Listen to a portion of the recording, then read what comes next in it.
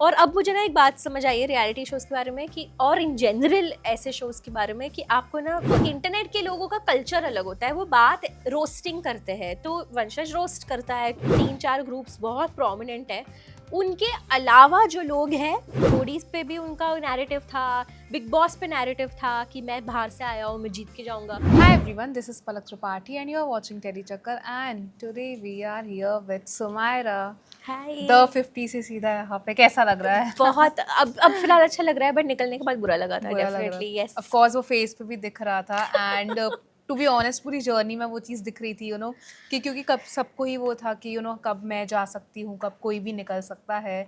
But जो पहला task था उसमें सबने आपको बहुत अंडर एस्टिमेट किया था हाँ। कि सुमायरा से नहीं हो पाएगा। आई थिंक वंशज ने भी बोला था कि जो उर्वशी मैम थी उन्होंने काफ़ी बोला था कि तुम कर लोगी ना, तुम कर लोगी एंड हाँ। वंशज को भी डाउट होने लगा था, बट राइट। आपने बहुत ग्रेसफुली वो टास्क परफॉर्म किया था एंड सो उन्होंने भी यही बोला कि मुझे बुरा लग रहा है कि मैंने क्यों सुमायरा को अंडर एस्टिमेट किया एंड क्यों ऐसा बोला। राइट राइट, ऐसे मतलब आई फील लाइक वहाँ पे सब लोग इतने एंशियस है।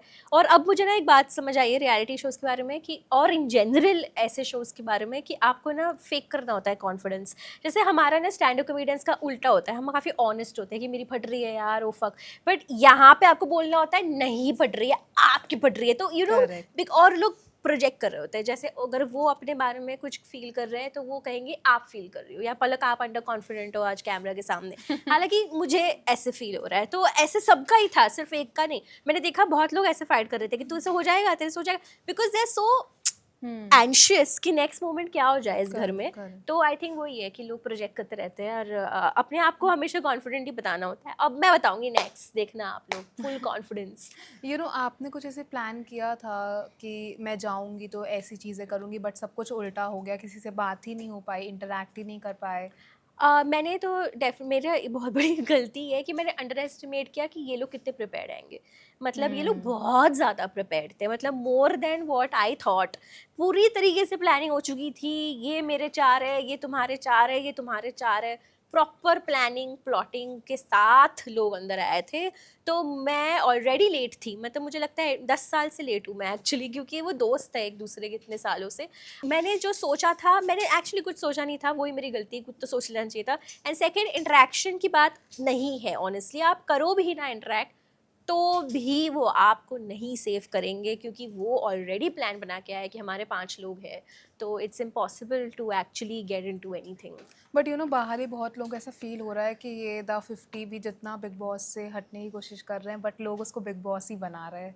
आई think Big Boss the 50 is actually very different than Big Boss मेरे हिसाब से। तो मैंने बिग बॉस देखा है, मैंने किया नहीं है, मैं an audience of big boss. Big boss में थोड़ी थोड़ी सर्टेनिटी होती है, कि अच्छा चलो इतना तो हम प्रेडिक्ट कर ही सकते हैं, राइट, कि फ्राइडे को या सैटरडे वो जो भी वीकेंड एलिमिनेशन होगा, Correct. ये होगा वो होगा, तुम सही हो तुम गलत हो तुम स्टैंड हो, या ये नहीं है एवरी डे उठ के लोगों को नहीं पता कि आज क्या होगा। तो वो बहुत ज़्यादा लाइक एंजाइटी इतनी ज़्यादा है, 10x एंजाइटी है। तो I think it's not Big Boss, it's pressure situation, मतलब ज़्यादा pressure situation than Big Boss मेरे हिसाब से। बाहर निकल के आपकी वंशज से बात हुई क्योंकि उन्होंने जो क्रिएट किया है, करण पटेल को इतना कुछ बोलना, प्रिंस को इतना कुछ बोलना एंड ऑफ कोर्स, तो क्या कहना चाहोगे आप? मैंने वंशज जो है वो एक अलग क्रिएटर जनरेशन से बिलोंग करता है, और अंदर एक बहुत अलग अलग जनरेशन और फील्ड के लोग आ रखे हैं। तो टीवी के हैं, रियलिटी शो के हैं, और इंटरनेट के हैं। तो इंटरनेट के लोगों का कल्चर अलग होता है, वो बात रोस्टिंग करते हैं। तो वंशज रोस्ट करता है क्योंकि वो स्ट्रीम करता है, यूट्यूब करता है, वो अपने लैंग्वेज और कल्चर में जवाब दे रहा है और रिएक्ट कर रहा है जो उसके साथ हुआ। तो मुझे लगता है कि उतना हक तो उसको होना चाहिए। अब अंदर उसको बात करने नहीं दिया, अब बाहर भी वो बात ना करे, तो वो तो नहीं है ना सही। तो करने वो कर रहा है रिएक्ट, क्योंकि उसके साथ गलत तो हुआ था पहले दिन, क्योंकि लिटरली उन्होंने टीवी में भी बताया, उन्होंने कहा ये काला बनियान वाला निकाल दो। तो that was little bit like of come on, course, हाँ। लाइक तो वो तभी समझ आ गया था इनकी गेम। मतलब जब बाहर आके और भी ज्यादा जब एपिसोड्स देख के कि अच्छा तो ये तो और भी ज़्यादा इम्पॉसिबल था। अंदर ऐसा लगा था कि मे बी कुछ और भी क्राइटेरिया होंगे एलिमिनेट होने के, बट एलिमिनेट होने का criteria is only if they don't know you, they will eliminate you.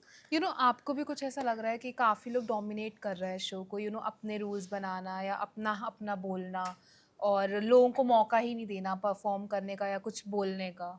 Of course 100%, like I said कि तीन चार ग्रुप्स बहुत प्रोमिनेंट है।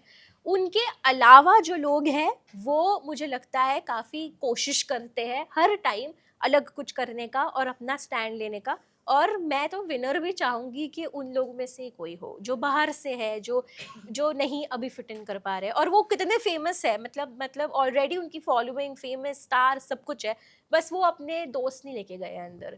तो 100% डोमिनेटिंग तो है अंदर लोग, and I really hope that people who are solo they win the game. अच्छा, अगर आपने एपिसोड देखा हो तो हमने देखा निक्की और अरबाज का भी काफ़ी चलता रहता है, एंड निक्की काफ़ी डोमिनेटिंग है। उन्होंने जो वीडियोस आती है उस पर बोला भी था कि मैं चाहती हूँ मैं सबको चलाऊँ, कोई मुझे ना चलाए।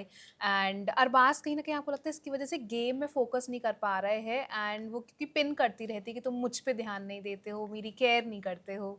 देखो, पर्सनल रिलेशनशिप तो पर्सनल रिलेशनशिप होता है, एंड आई फील दैट वो उनका गर्लफ्रेंड बॉयफ्रेंड एंगल है। और ऑल्सो कोई भी गर्लफ्रेंड चाहेगी कि अगर वो इमोशनल डिस्ट्रेस में है तो उसका बॉयफ्रेंड आके उसकी मदद करे। तो आई don't think Nikki is wrong in asking for attention. अब आपका बॉयफ्रेंड अंदर लेके गए तो वो सडनली प्लेयर थोड़ी बन जाएगा, मतलब आपका बॉयफ्रेंड ही है ना वो फिर भी। एंड वो रही बात गेम पे फोकस करने की, अरबाज और निक्की दोनों का गेम स्ट्रांग है और दोनों का गेम अलग है। अरबाज का गेम है कि वो जीतना चाहता है टास्क, निक्की का गेम है कि शी इज एन एंटरटेनर और वो कर रही है एंटरटेन, भले ही फिर वो अरबाज से लड़के एंटरटेन कर रही है पर वो ऑडियंस को तो वो कंटेंट दे रही है जो निक्की देती है।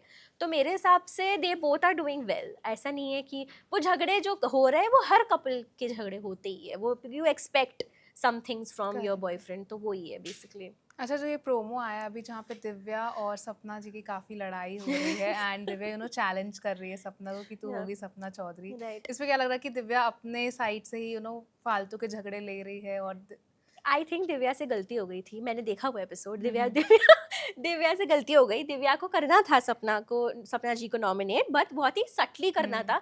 बट फिर वो भूल गई नंबर, वो जो भी टास्क हाँ था, हाँ, तो उसने चैलेंज कर दिया। अब उसे चैलेंज कर दिया तो वो बैक डाउन नहीं कर सकती, अब वो एम्बेरसिंग हो गया उसके लिए। वही होता है, आई थिंक मोस्टली ये झगड़े इसीलिए करते हैं क्योंकि ना ये एम्बेरस्ड हो जाते हैं कि अब मैंने चिल्ला दिया, अब मुझे कंटिन्यू तो करना ही पड़ेगा। क्योंकि आप चिल्लाओ और फिर सॉरी सॉरी बोल दो तो अच्छा नहीं करेक्ट लगता है, करेक्ट। तो फिर आप पूरा ही झगड़ा एंड तक चलाते हो। दोनों काफ़ी स्ट्रॉन्ग पर्सनैलिटीज़ है, दिव्या अग्रवाल भी काफ़ी स्ट्रॉन्ग पर्सनैलिटी, सपना चौधरी भी स्ट्रॉन्ग पर्सनैलिटी है। मुझे दोनों पसंद है ऑनेस्टली। सपना चौधरी ज़्यादा पसंद है ऑफकोर्स क्योंकि उनका कोई दोस्त इतने इतने खास दोस्त नहीं है अंदर, इसीलिए। आपको लगता है कि आप निकल गए हो लेकिन आपसे पहले कोई डिजर्व करता था निकलना?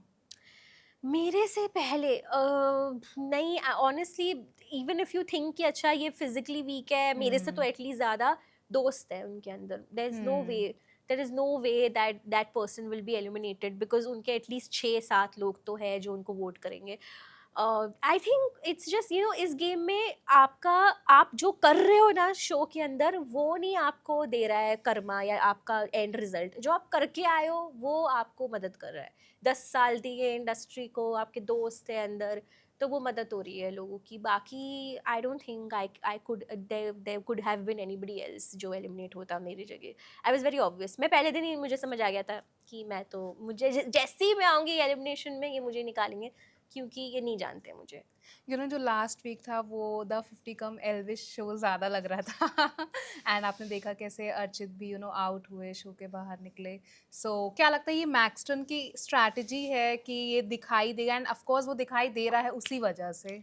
मैक्स टर्न खुद की पर्सनैलिटी से भी दिखाई दे रहा है कि उसकी पर्सनैलिटी काफ़ी फ़नी है, तो वो इस वजह से भी दिखाई दे रहा है। उनके पुराने बीफ्स है, बहुत लोगों के पुराने बीफ्स है, यूट्यूब हो गया, हम्म, फिर रियलिटी शो बीफ्स है, तो वो बीफ अंदर कंटिन्यू हो रहे हैं बिकॉज ऑडियंस को कॉन्टेक्स्ट भी है और वो एक्चुअली सुनना भी चाहते थे कि अगर आप डाल रहे हो दो लोगों को अलग ग्रुप से तो वो क्या करेंगे अंदर। और exactly that is what they are doing, which is they are reacting, they are poking each other. और आधे लोग तो कंटेंट के लिए कर भी रहे हैं, बट आधे लोग सच में रिएक्ट कर रहे हैं एक दूसरे को देख के। तो I think it's fun for the audience honestly, and या बेसिकली इट वाज एक्सपेक्टेड कि ये तो होगा ही, ये तो एक दूसरे के बारे में बोलेंगे ही। You know TV versus outsiders बहुत चलता है, एंड आउटसाइडर्स में ये आ जाते हैं content creators, influencers, YouTubers, and जब वो उस लीग में जाते हैं टीवी की, तो काफ़ी इनसिक्योरिटी हो जाती है टीवी इंडस्ट्री के लोगों को, एक्टर्स को, कि अभी जैसे प्रिंस ने ही बोला था कि इन्फ्लुएंसर्स ने इंडस्ट्री ख़राब कर दी है, यू नो 12 सेकंड की चीज़ करके, और ये वो, उस पर आपका क्या टेक है? यार मुझे काफ़ी अजीब लगा बिकॉज प्रिंस जी खुद एक्टर नहीं है, like he started with reality Correct, and you know Prince really fought for outsiders himself. वो रोडीज पे भी उनका नैरेटिव था, बिग बॉस पे नैरेटिव था कि मैं बाहर से आया हूँ, मैं जीत के जाऊंगा। तो अब उनको ऐसे चेंज होते हुए देखना मतलब अजीब है कि यार you stood up for this. वो तो ज़माना चेंज हुआ है तो इंटरनेट पे लोग कर रहे हैं वो चीज़ें, बट आप भी आउटसाइडर ही हो। हम मतलब what, तो मुझे थोड़ा बुरा लगा वो देख के। Otherwise I don't know man, I really felt like आपको ये नहीं बोलना चाहिए। वो क्योंकि उसके बाद उन्होंने फॉलो अप भी किया लोगों ने कि ओ यू नो एक्टर्स जो करते हैं वो काफ़ी डिफिकल्ट होता है ऑफ कोर्स, लेकिन जो इंटरनेट पे भी लोग करते हैं वो भी कुछ बहुत आसान नहीं है यार। People are and the thing really is, putting अगर आप एफर्ट। अपॉर्चुनिटी दोगे तो हम तो कहीं ना कहीं से रास्ता निकालेंगे ना। एग्जैक्टली और मोर इंडिपेंडेंट है ना लोग जो इंटरनेट कर रहे हैं। वो लोग ने कैमरा देखा और खुद का रास्ता बनाया है, and not even me, like जो लोग दूसरे अंदर है वो कितने आगे आए इंटरनेट की वजह से। तो I really think it was very unfair to say that. I didn't like that comment at all. Alright, thank you so thank you much so Samaira. Much. आप लास्ट में क्या कहना चाहेंगी फैंस एंड व्यूवर्स से? प्लीज़ मुझे follow कीजिए Instagram पे। Thank you so much. Alright, thank you.